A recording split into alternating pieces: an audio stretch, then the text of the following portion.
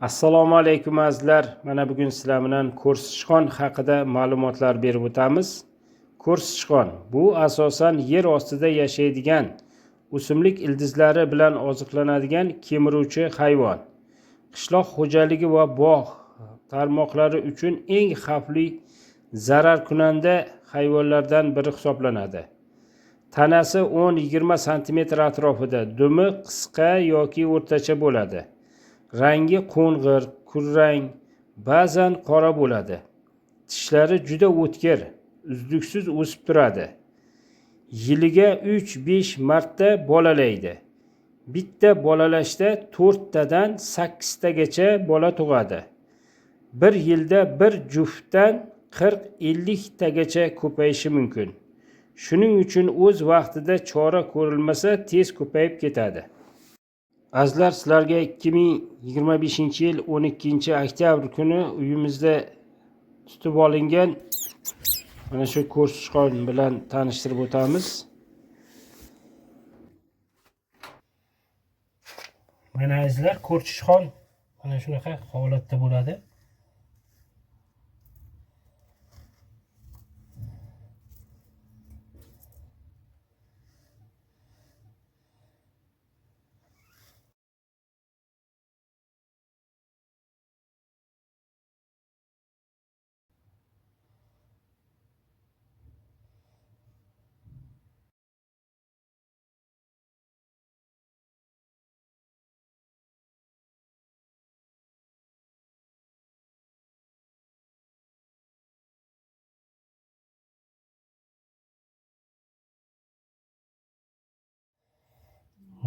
Kemiruvchi hasharot hisoblanadi bu.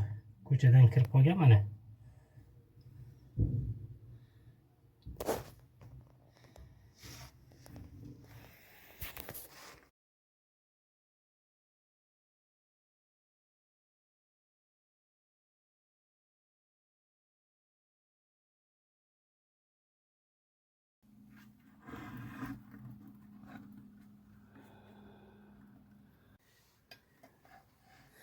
Mana azizlar, bu ko'rsichqon hisoblanadi. Mana tishi juda ham o'tkir bo'ladi, qo'llari baquvvat bo'ladi mana. Mana shu yerni kovlab chiqarish ishlarini amalga oshiradi. Yerdan bu yoqqa kovlaydi mana.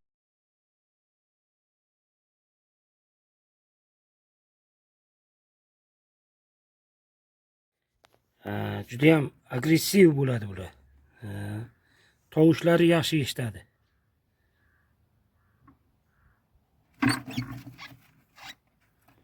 Tishlari o'tkir juda ham.